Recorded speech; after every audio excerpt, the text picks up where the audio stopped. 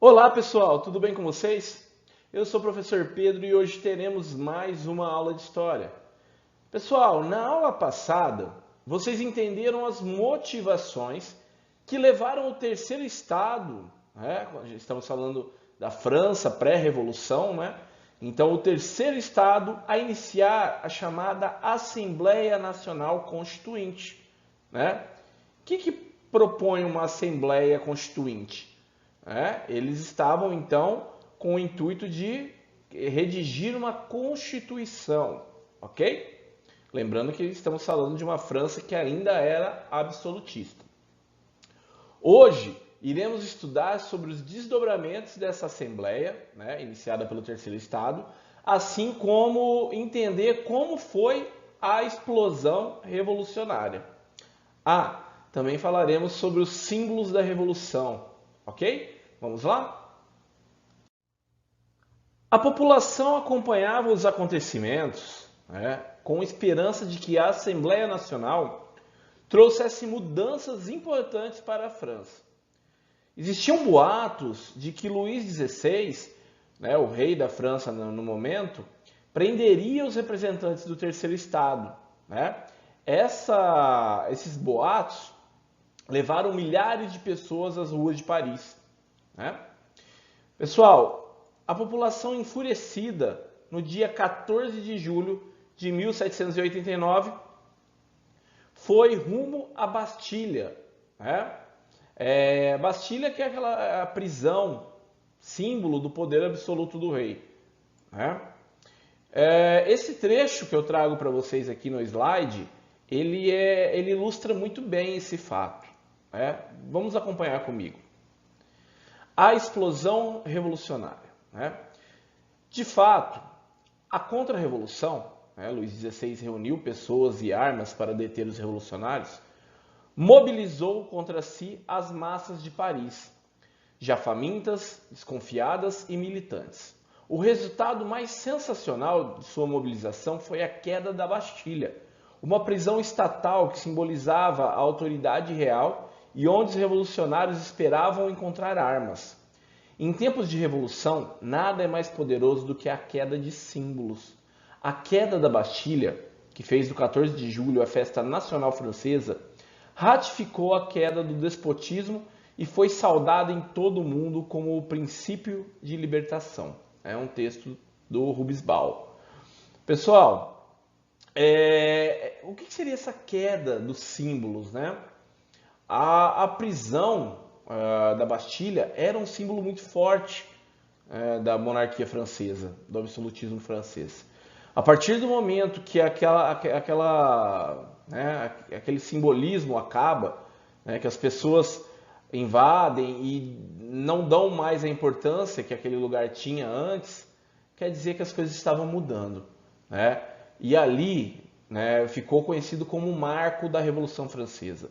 Dali para frente só foi o desenrolar da queda, do fim absoluto desse despotismo. O que seria despotismo? Seria esse poder, né, do rei absoluto. Tá bom?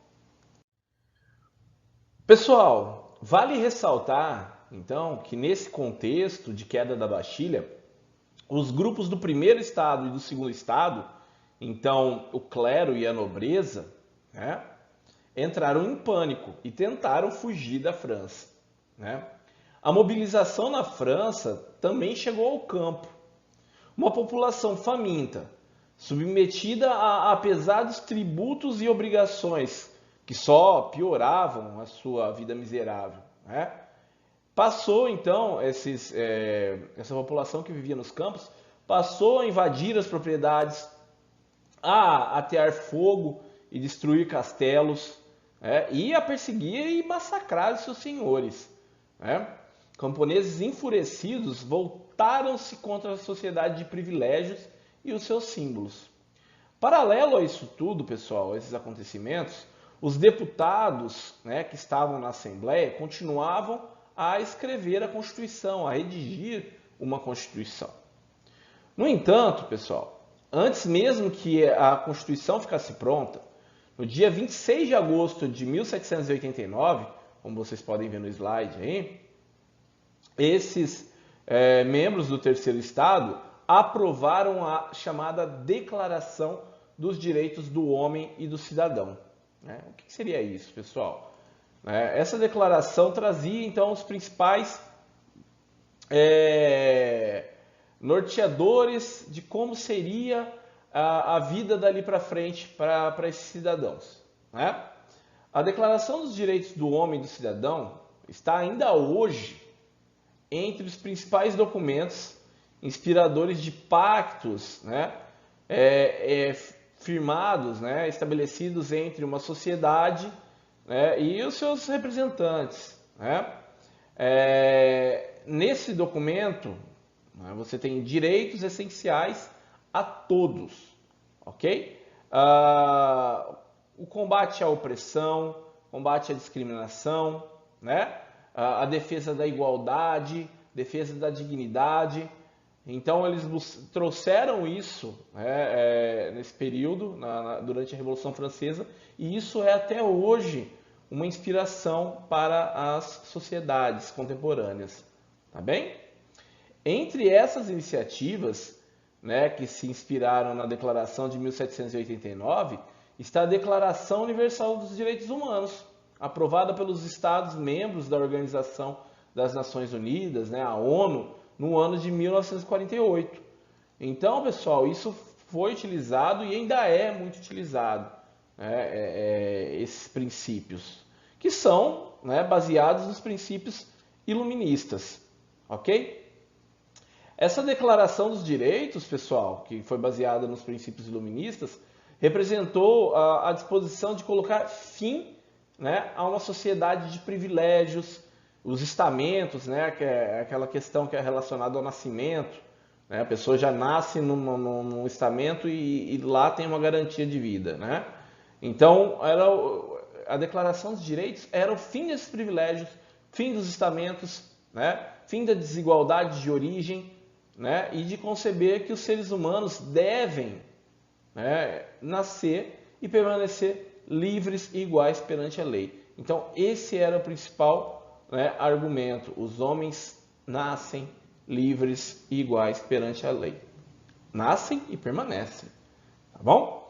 A liberdade individual e os direitos dos seres humanos, então, deveriam, nesse contexto, ser garantidos pela legislação, ou seja, pelas leis, e respeitados pelo poder público, por quem estivesse representando a população, que passou a se expressar por meio de representantes escolhidos, geralmente pela população, em total respeito e submissão à lei. Ou seja, os representantes escolhidos para representar o poder público, eles deveriam respeitar totalmente a lei, ok? A declaração pensou ainda a sociedade como um espaço público para homens. No entanto, as mulheres, sobretudo as provenientes das classes mais populares, tiveram participação igual a dos homens na Revolução Francesa, integrando diversos levantes e insurreições, como ilustrado nessa imagem ao fundo. Vocês podem ver, as mulheres foram à luta. Por meio de suas reivindicações, elas conseguiram a instauração do casamento civil e a legislação do divórcio. Então, elas conseguiram o direito de poder se divorciar, se fosse necessário. Apesar disso, apesar de toda essa luta, apesar das conquistas, as mulheres ainda permaneceram, continuaram sem o direito ao voto. Então, podemos pensar que toda essa revolução e essas transformações foram, a princípio, pensadas apenas para os homens, essa participação política. As mulheres ficaram excluídas em um primeiro momento. Em 1791, quando a Constituição ficou pronta, pessoal, os princípios de igualdade jurídica e de liberdade econômica estavam garantidos. Nesse momento, para a alta burguesia, a revolução poderia terminar. Mas a gente tem que lembrar que no terceiro estado não tinha só a burguesia, e não tinha só a alta burguesia, não tinha só pessoas ricas, né? Então, a liberdade econômica e a igualdade perante a lei não garantiam uma melhor qualidade de vida, uma melhora, né, econômica para as pessoas que vinham né, há vários anos sendo exploradas e não tinham condições, né? Então aí a gente vai ter algo para pensar daqui para frente. Essa revolução que tinha um grande grupo, que era o Terceiro Estado, né, que era bem diverso, né, tinha diferentes grupos que compunham ele, tinha ali uma parte que era muito favorecida economicamente. Para estes, depois da Constituição pronta, a revolução estava ok. E para os que não estavam beneficiados economicamente. Isso a gente vai ver daqui para frente. Vocês já estudaram que uma revolução representa um rompimento radical, uma mudança, né, estrutural na realidade de uma sociedade. Para marcar essas mudanças, as revoluções elegem símbolos, criam símbolos, né? Começam a dar valor, sentido para alguns elementos, né? Vamos conhecer alguns desses símbolos que foram adotados na Revolução Francesa. Pessoal, aqui, né, nessa imagem que eu vou assinalar, vocês estão vendo um barrete, né? Na Roma Antiga, essa espécie de touca era usada por ex-escravos. Então, ex-escravos que se tornaram livres. Por essa razão, o barrete passou a ser associado à ideia de liberdade.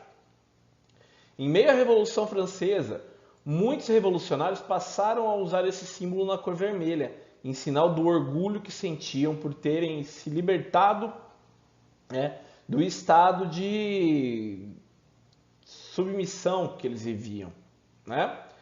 A bandeira de 3 cores, né, que é usada até hoje na França, ela foi adotada 3 anos após a Revolução. O conjunto de cores representa a divisão dos poderes políticos com base nas propostas iluministas. O azul representa o poder legislativo, o branco o executivo e o vermelho o povo francês. Outra atribuição de significado à bandeira tricolor foi o lema da Revolução Francesa, né? Então cada cor representava um dos elementos do lema. Qual que é o lema da Revolução Francesa? Liberdade, igualdade e fraternidade. Pessoal, os revolucionários franceses também adotaram a imagem de uma mulher jovem para representar a liberdade, né? Em muitas obras, ela lidera as manifestações revolucionárias. A estátua Triunfo da República, como vocês podem ver, né, nessa primeira imagem, essa estátua, né, de Jules Dalou fica na Praça da Nação, na cidade de Paris, né? Então é muito comum, né, esse simbolismo de uma mulher liderando a revolução, né? A mulher como símbolo, essa mulher jovem como símbolo da liberdade. E ao lado, né, pessoal, na apostila de vocês tem essa imagem, aí abaixo vocês vão ver na apostila que tem, né, o hino escrito embaixo, é a Marselhesa, né? O novo hino adotado em todo o território francês. Surgiu também no meio desse processo revolucionário.